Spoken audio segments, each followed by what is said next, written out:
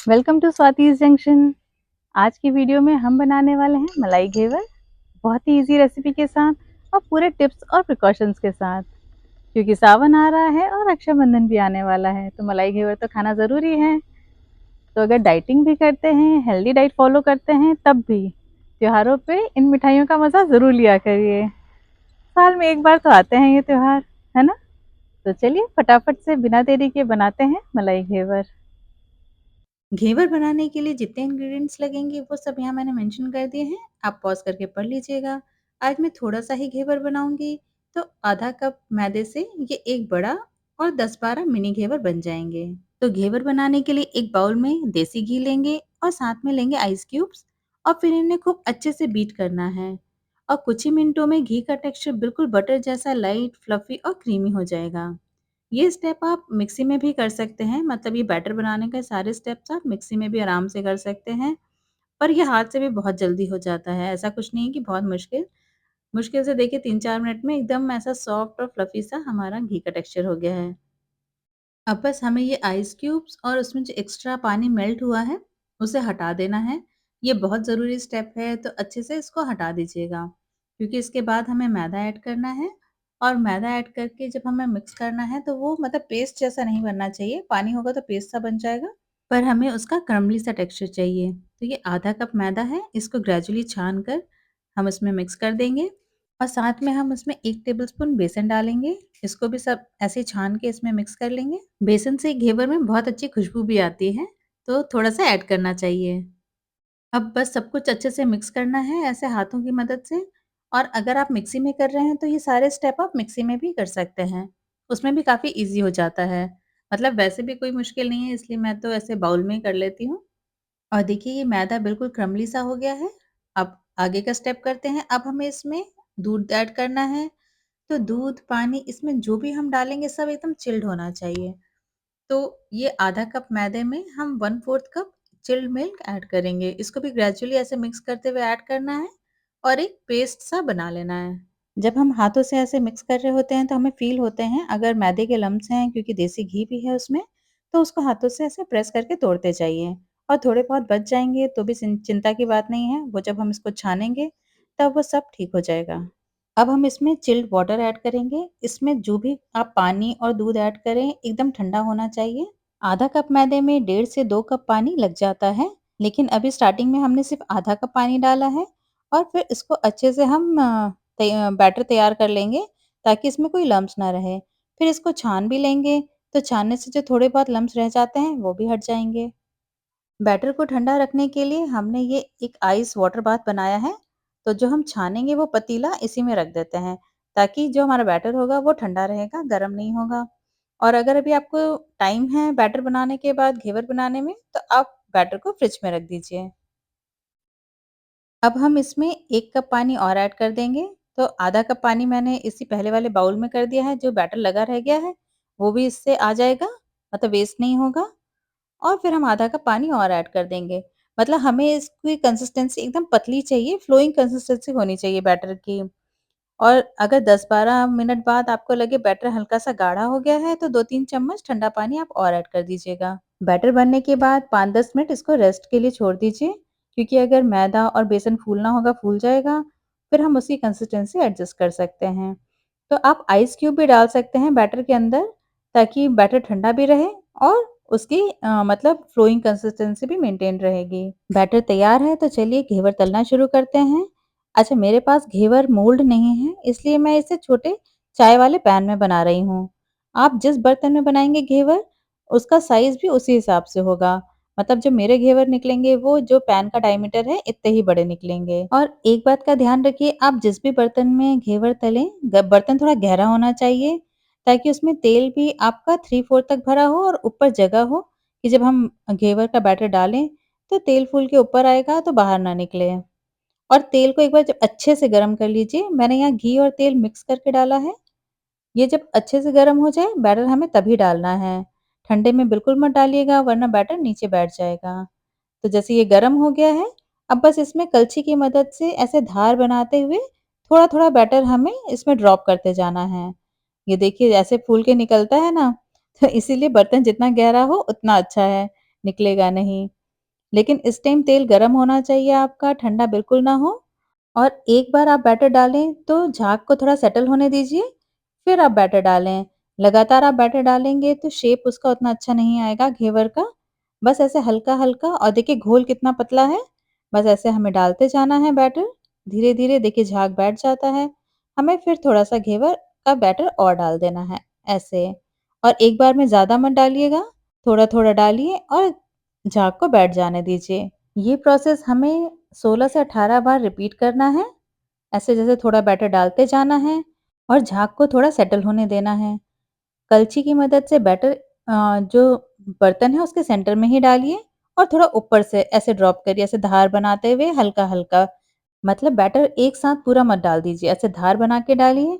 और जितनी पतली धार ऐसे आप डालते जाएँगे, ऐसे जाल देखिए कितना अच्छा बनता है घेवर में। और बनाते टाइम एक बात का और ध्यान रखना है कि घेवर जो बन रहा है वो पूरा तेल के अंदर डूबा रहे। मतलब ऐसा नहीं होना चाहिए कि तेल कम हो और आपने बैटर ज़्यादा डाल दिया। तो तेल में डूबा रहे, अगर आपको लग रहा है ऊपर से ड्राई हो रहा है तो आप कलछी की हेल्प से ऊपर इस पे तेल आप स्प्रेड कर दीजिए।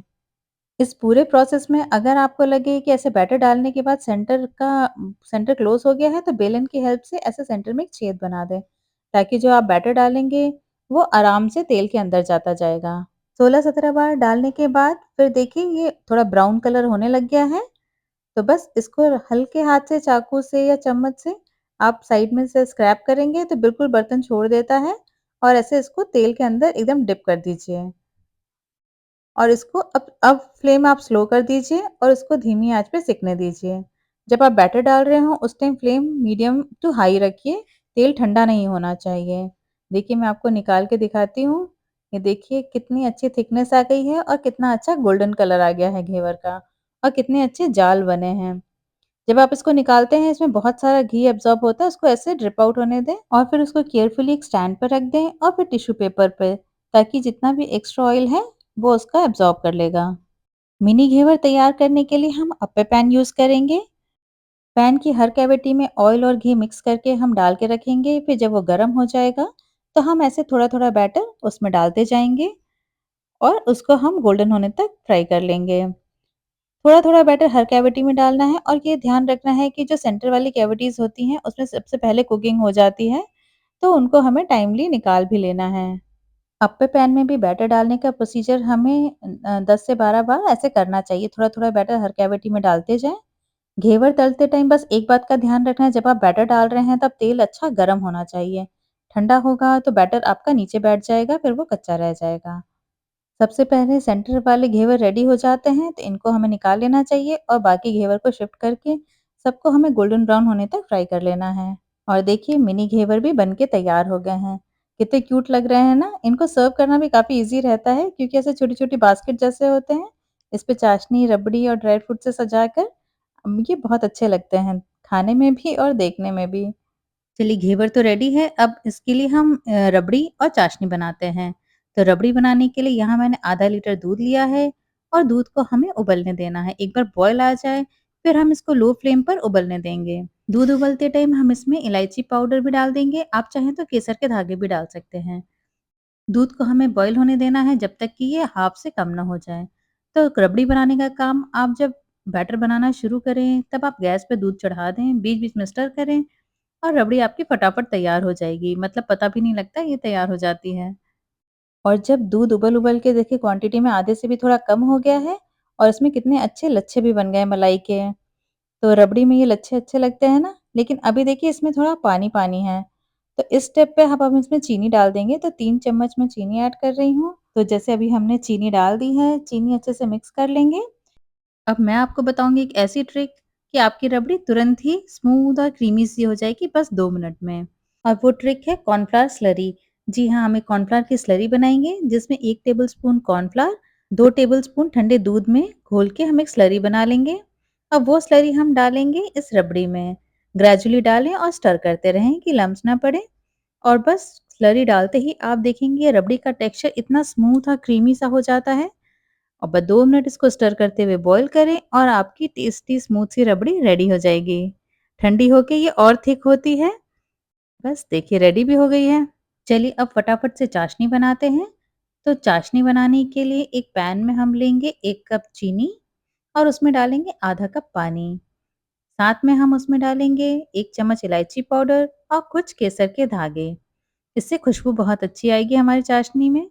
बस अब चाशनी को हमें बॉईल होने देना है और एक बार जब बॉईल आने लग जाए तो इसको 5 मिनट लो फ्लेम पे बॉईल होने दें। बस हमें एक चिपचिपी सी चाशनी चाहिए, हमें बहुत थिक चाशनी नहीं चाहिए क्योंकि हमें ठंडी करके घेवर पे पोर करना है, तो बहुत तार वाली चाशनी नहीं, बस एक चिपचिपी सी चाशनी हमें चाहिए। चाशनी भी बन के रेडी है, तो इसको ठंडा करते हैं और फिर घेवर के ऊपर पोर करते हैं। चाशनी आप अपने टेस्ट के हिसाब से कम या ज़्यादा डाल सकते हैं, मतलब आपको कितना मीठा पसंद है उस हिसाब से डालें।